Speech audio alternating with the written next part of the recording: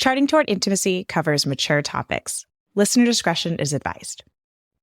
Charting Toward Intimacy covers mature topics. Listener discretion is advised. What we're actually being pointed to in that call of the heart is eternal communion with God and the communion of saints. Hey there, welcome to Charting Toward Intimacy, where we're expanding the natural family planning conversation. I'm your host, Ellen Holloway.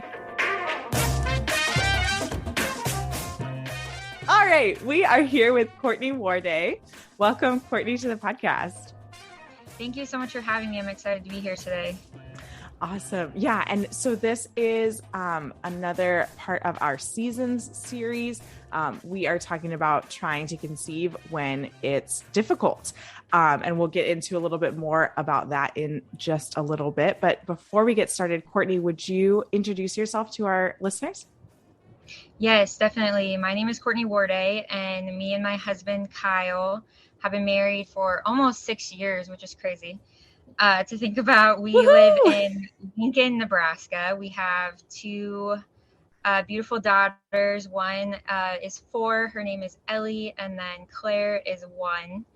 And I'm a registered dietitian. I focus on the fertility and hormone space, kind of like PCOS, cycle issues, and just women who are trying to optimize their fertility, those who are going through infertility, things like that. So awesome. That's kind of what I do. Awesome. Fabulous. I'm so excited to have you on the podcast to talk about this topic.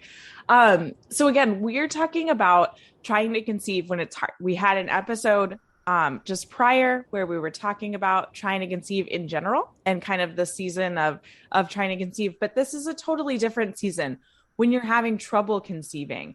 This is a much longer season than the kind of trying to conceive in general. I think a lot of times trying to conceive in general can be really short. If your cycle's working the way it should be, then it probably will only take you 1 to 2 cycles to get pregnant.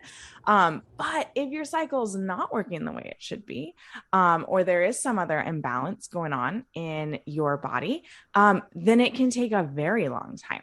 And so that is the season that we are going to be talking about today. And so, Courtney, I want to start out. Can you tell us a little bit about your experience charting during this season of NFP use? Yeah, absolutely. Me and my husband went through almost 2 years of secondary infertility. So we did conceive pretty much like you're talking about immediately in that first time. Once we figured out I had low progesterone with charting, and then the second time around, things just weren't happening and my chart was looking a little funky. I started having a lot of continuous mucus. And that was really frustrating for me because it was really hard to determine what my fertile window was. And I also didn't understand why I was having all this mucus.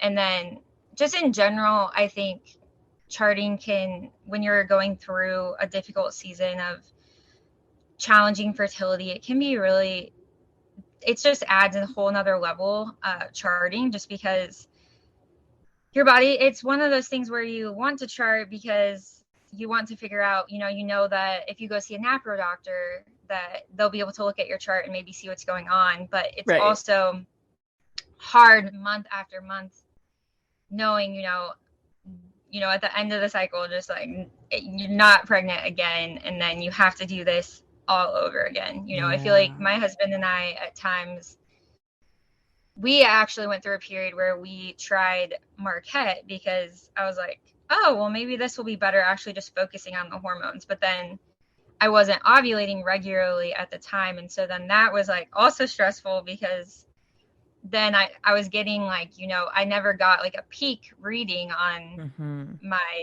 whereas on Creighton, I was just getting peak mucus all the time. So then at one point in our journey, I was just like, I can't do this anymore. Like, we need to just take a little bit of a break just because it just felt like stressful, and that's not what it's supposed to be like, Oh my gosh.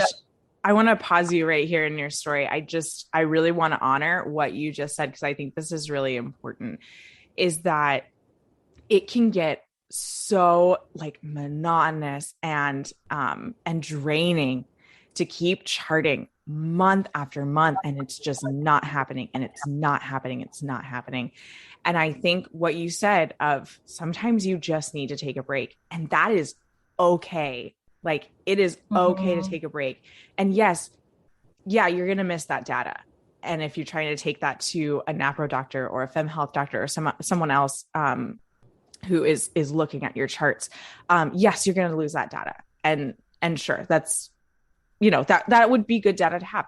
But your mental health is really important in this journey. And if it's better for your mental health to take a break and just relax and not be charting all the time and not be stressing about it, then that's something you need to do. And your doctor will understand if you say, no, you know what? I didn't have a chart last cycle. Sorry. Like, it just didn't happen. Yeah.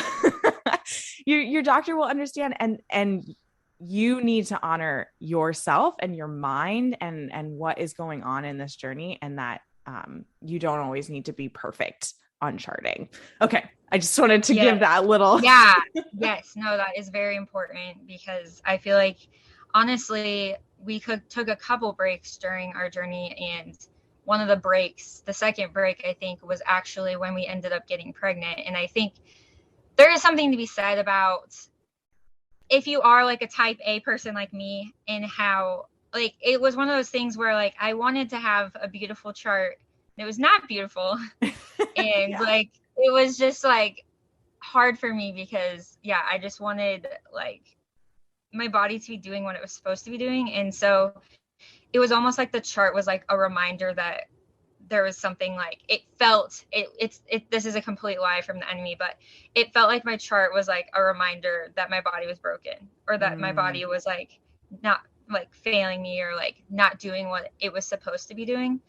And so that was like really challenging for me, because it was like one of those things when I would like look at my chart, it was like, okay, this is just a sign that, like, my body's not doing what God designed my body to do. And thankfully, I know a lot more now, and actually help women that are going through this, and, I'm not a practitioner, but like, even able to look at some of their charts and just like be able to have that compassion, because I've been through that. And like you said, it's like, if you have to switch whatever to another version for a while, or whatever is going to bring you like the most mental health, like you're saying, because it's already a very tough journey without having something like that. So yeah. Well, and it's no joke that the enemy is going to be basically dancing on your chart that doesn't look normal, because the enemy hates creation. He hates that we can create humans. And so the fact that you can't at this moment, he is celebrating. And so, and so there's going to be a lot of spiritual attack in this season as well. And it's going to feel very, very draining. And that's really important to recognize. I'm glad that you mentioned that too, Courtney. Yeah. Like, it's important to recognize the season's going to have a lot of spiritual attack. And so frequenting the sacraments is going to be huge during this season. All right. Yes. Continue. I was just going to say, and just in general, like, I feel like my husband would, it was just so beautiful. He would have me basically whatever I was feeling, I would say that loud, and he'd be like, that's not true. Like, you need to renounce that right now. And so then I would have to be like, in the name of Jesus Christ, I renounce this. And I was like, I don't want to. And he was like, no, you need to. Like, you're not going to believe that. I'm not going to let you believe whatever that lie was. But it did, like, stem back from, like, what was going on. Because once again, it's beautiful to have the information. It's like one of those that's like so hard, because it's like so beautiful to have this information, to know that like something is going on. So you're not just going months after month.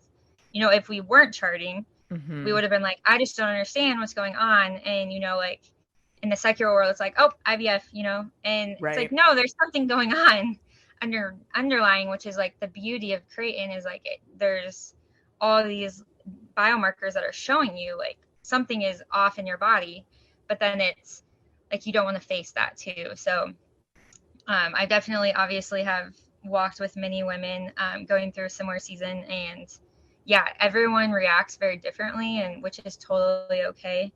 But some people just are like, I don't want to face this, and other people are very proactive about it, but it is hard when something that's supposed to be a beautiful tool becomes like, yeah, just like a cross, really. And then even just with intercourse too, like it's just kind of like one of those where this is supposed to be unitive and procreative, but sometimes it's easy to forget about the unitive part, and you're like, well, this isn't being procreative. And so it's there's so much attacks, I feel like spiritual attacks that can happen within intimacy too.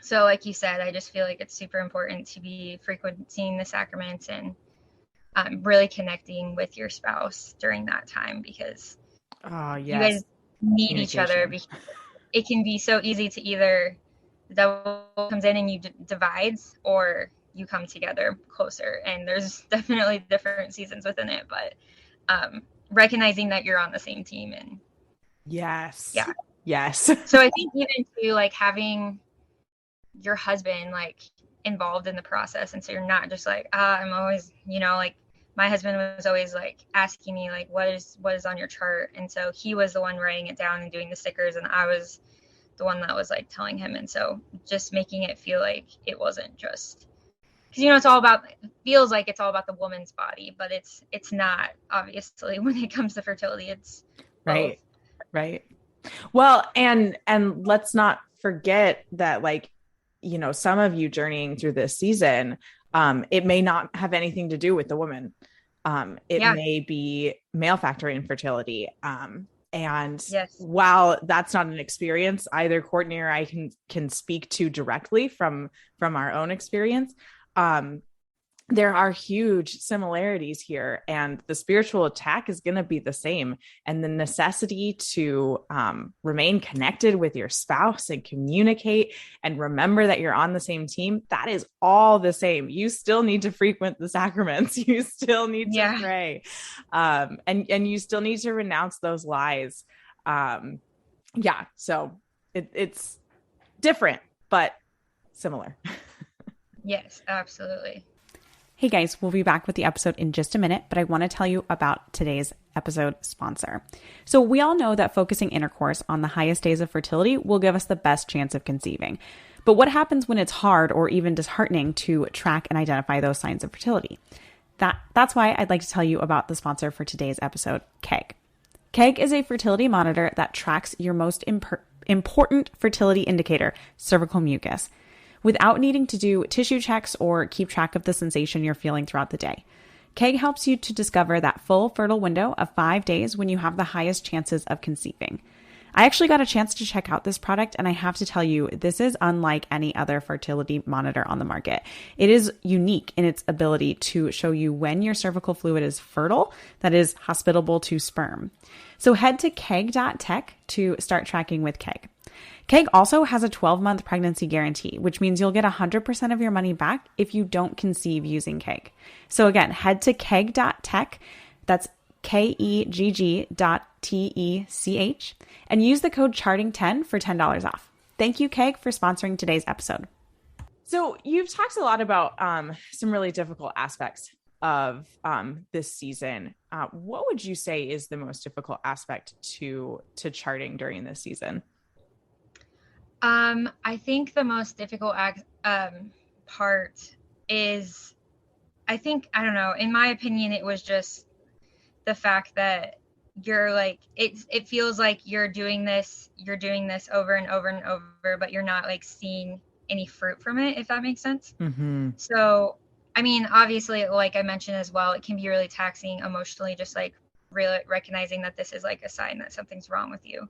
Or wrong, it feels like it's something wrong with your body. But I think it's also just like, okay, like I'm writing all this down. I'm like, every time I wipe, like, it's just, it feels like it's like this chore that you're doing that like you don't really see the fruit in the end. Like you're not getting the child necessarily that month or whatever it may be, and you don't know when that's going to happen. And so yes, it's good to like chart to figure out what's going on with your body and to figure out obviously ovulation and when's the time intercourse and if you're trying to conceive. But at the same time, it's like month after month, like I was talking about, like the exhaustion of it and I have even just like, okay, I'm fertile, like getting like kind of ramped up and like a little bit stressed because we're like, okay, like it's tonight, we have to do it tonight or whatever. But just like that, the stress that can come alongside it with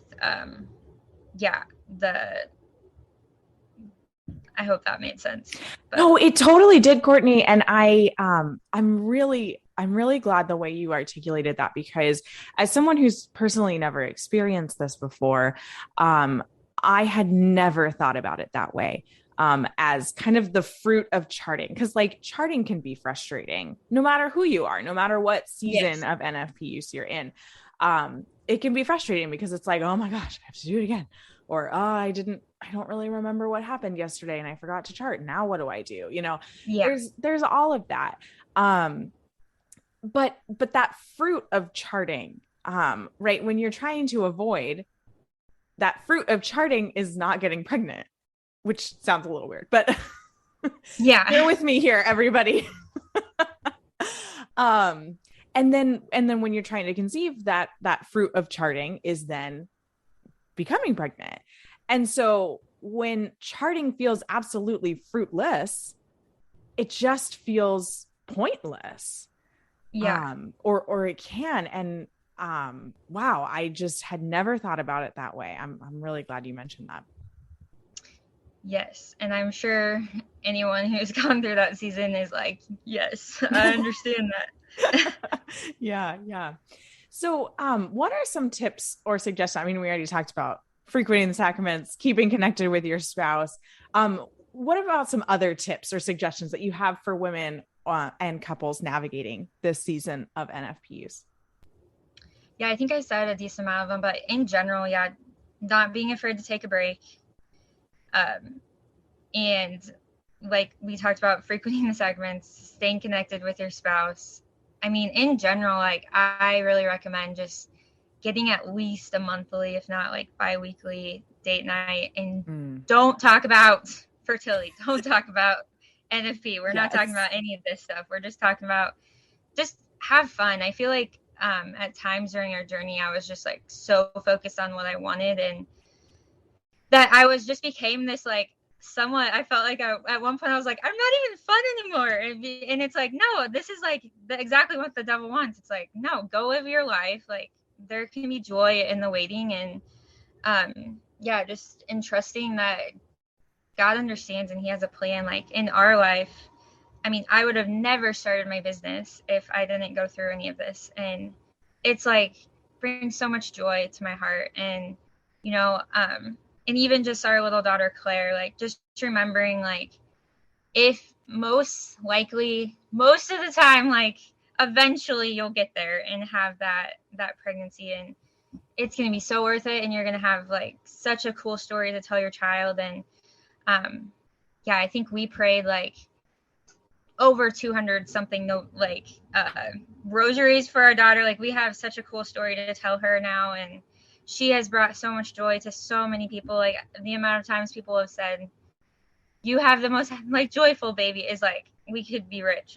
It's amazing. So just knowing that, like, God, the one thing that like really helped me, I think, during our journey, just like even spiritually, was like, we only see this season and it's really, really hard, but God sees like our whole entire life. And just remember to keep your eyes on like eternity and heaven, and there's totally more to life than life. I mean, it is what like God wanted, made us to do, to reproduce, but there's also a lot there waiting for you. And if you're so just hyper focused on the one thing that you really long for, which is really hard, then you might be missing out on like the beauty that he has right in front of you. So that is so huge. I love that.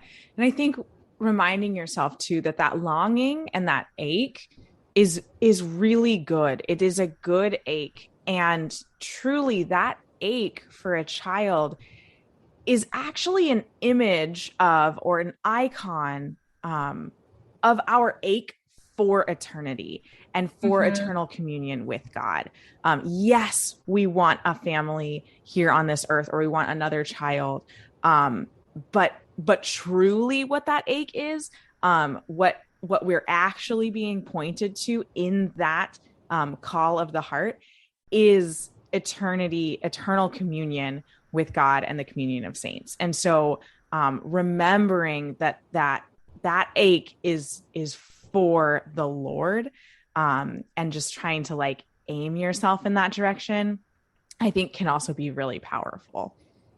Yeah, and actually it's funny that you say that, because that was like something that the Holy Spirit revealed to me during our time, was like, this longing is actually you longing for heaven and you longing to be like in communion with Christ. And I feel like that actually helped to just recognize that. So Yeah. it's funny that you say that. And I think too, yeah, it's just good to recognize and just be raw with God, like in your prayer, and not be afraid to be like, I'm angry with you right now, or I'm really sad, or whatever you're feeling. Like, just bring that to him, because he can take it. That's what I think somebody like told me one time, like, he can take it. He can take your anger. He can take you yelling at him, or you like asking for him to, like, I remember just asking Mary to hold me while I was crying, or whatever it was that you are feeling. It's just like he desires that whole vulnerability. And that's where the fruit's going to come, is when you're not, because it's easy to just be like, I'm not going to pray. Like, I feel like my relationship with Christ got so much deeper during that time, because yeah, he wasn't giving me exactly what I desired, but that's not the whole point. It's just like, he's not a genie, so it taught me what like really like what love truly is, and like what relationship with Christ, like a deeper relationship, can lead to, and the beauty and the joy that can come from that, even amidst the really hard. Absolutely. And if you don't think God can take it, if you don't think God can take your prayer saying, what the heck, why isn't this working? Think about Jesus in the Garden of Gethsemane. He said, my God, why have you forsaken me? Why have you abandoned me? Whatever translation you're using, right? Like, Jesus said that prayer. Say that prayer with Jesus. Like, God wants you to hear that prayer, or wants to hear that prayer. He wants you to open up and be completely honest with him, and just sit there with Jesus in that suffering, because Jesus suffered it with you. And he wants to take you, and he wants to walk with you on that.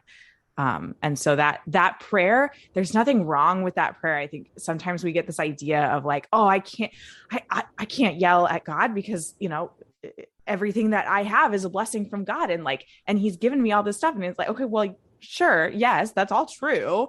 Like, everything you have is a blessing from God. But Jesus yelled at God. So it's okay. Yeah. So true. It's so true. And even just to that point of, I remember one Lent during our journey, I was just like praying, and I was like, this is so heavy. Like, this cross is so heavy, Lord. And I like was praying, and I like looked, I just like shut my eyes, and I don't know, I just like noticed to my right, he was like right there, and he was just looking at me like compassionately, like, well, can I help you? Like, it's like one of those where it's really easy to like, I can do this, even with charting, it's like, well, like, yes, this is like the way God designed fertility, and like there is a fertile window and things like that, but it can be easy to be like, well, I can control my fertility, like within charting, because it's like, well, this is my fertile window, so this is when I'm timing intercourse, like I can control in a certain aspect. But when you go through infertility, or in general fertility, a season of like fertility challenges, you realize how not in control you really are of your fertility, and like you realize that like God is solely the one that's in control. Because those who, it's one of those where, if you just can get pregnant really easily, which can also be a cross in its own way, then yeah, you're just like, well, we tried one cycle or whatever, and like it's easy to like in some ways control that, sort of. But like when you're once again, it's a cross in its own way. But yeah, in the opposite sense, you just realize, wow, I'm not in control at all of this. So. Right. Yeah. I think the closer we get to the Lord, the more we realize how little control we truly have over anything. Yes. And by trying to control it, that's like kind of one thing I was trying to control our fertility. And so that just led to like more stress and anxiety versus just like allowing him to kind of take over. But then again, though, you know, you hear people say, oh, just relax and it'll happen. It's like, okay, you've obviously never been through. Because it's like when you long for something, which once again, it's that beautiful longing for heaven in communion with God. But when you long for something so much, it's like, yeah, it's really hard. Because like for me, for example, I remember being like, Lord, I feel like you're taking away like the one thing I've wanted for my, like, since I was a little kid. Like I always wanted a big family. I always wanted to be a mom. Like I was that little girl who was just playing with babies all the time when I was super little. And so it felt almost like I was being stripped of like one of my greatest desires, but then it was like that reminder of like, we're not made for, you know, we weren't made for this earth. We're made for heaven. And so anyways, that's kind of that. Yeah. Oh my gosh. Courtney, is there anything else you want to add before we close out this episode? I think in general, just a reminder of like not losing hope in our Lord. And recognizing that your chart can be a tool, even though it's hard to kind of figure out what's going on. And just don't give up, because the Lord might have something beautiful waiting for you, and try to just open your hands and see what he has in store for you. Yes. Oh, beautiful. Beautifully said. Courtney, thank you so much for coming on the podcast and sharing your story. I hope that those of you listening who are in this season right now, I hope you feel heard. I hope you feel in solidarity with others who are in this journey, and know that I am praying for you. I think Courtney would agree to also pray for you. Oh yeah, I pray for people who are struggling all the time, every day. And if you're curious more about what Courtney does, links to connect with her are going to be in the show notes. So definitely check that out if you want to connect with her and find out more about what Courtney does. Courtney, thank you so much. Yes, thank you for having me again. Thanks so much for listening. If you are not already following us on Instagram, check us out at Charting Toward Intimacy. And remember, this is part of a huge series, so be sure to check out the episodes before this episode, and also the upcoming last couple of episodes in this series on NFP use throughout the different seasons of life. Until next time.